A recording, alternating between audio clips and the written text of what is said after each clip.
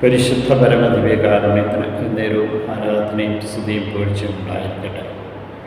അനന്തകാരുണ്യത്തിനോടമായ കർത്താവെ, പ്രഭാതം നൽകി അനുഗ്രഹിച്ചതിനെ ഓർത്തു ഞങ്ങളങ്ങേ സ്തുതിച്ച് ആരാധിച്ച് മഹത്വപ്പെടുത്തി അങ്ങേക്ക് നന്ദി പറഞ്ഞ് അങ്ങേ മഹത്വപ്പെടുത്തും. കാരുണ്യവാനായ കർത്താവെ, ഈ നോൻപ് കാലത്ത് ഞങ്ങളെ ഓരോരുത്തരെയും വിശുദ്ധീകരിക്കാനായി വിളിച്ചതിനെ ഓർത്ത് നന്ദി പറയാം.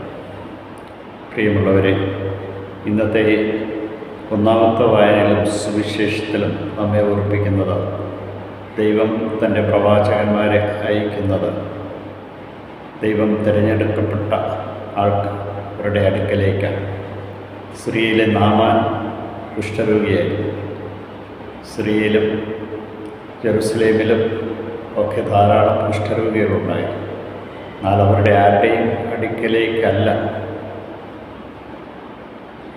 ഏലിയ പ്രവാചകൻ നിയോഗിക്കപ്പെട്ടത്. കുഷ്ഠരോഗം സുഖപ്പെടുത്തിയത് സിറിയയിലെ നാമാൻ്റെ അടുക്കലേക്കാണ്. നാമാൻ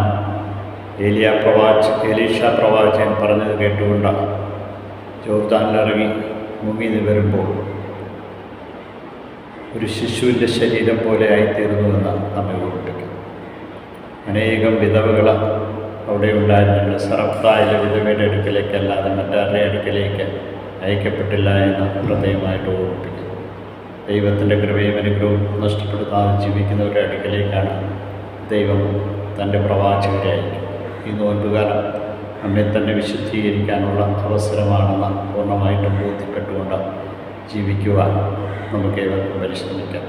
നമ്മുടെ അടുക്കിലേക്കും അവിടെ നിന്ന് തൻ്റെ പ്രവാചകന്മാരെ അയക്കണമെന്നും അവിടുത്തെ സാന്നിധ്യം നൽകി അനുഗ്രഹിക്കണമെന്നും കൂടുതലാഴമായ ദൈവസ്നേഹത്തിൻ്റെ നിറവിൽ ജീവിച്ചുകൊണ്ട് അദ്ദേഹത്തെ മാറ്റപ്പെടുത്തുവാൻ ഈ നോൻപുകാലം നമ്മേവരെയും അനുഗ്രഹിക്കട്ടെ എന്ന് പ്രാർത്ഥിക്കുന്നു.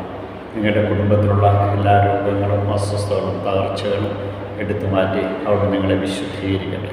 ഈശോയെ നന്ദി, ഈശോയെ സ്തുതി, ഈശോ ആരാധന.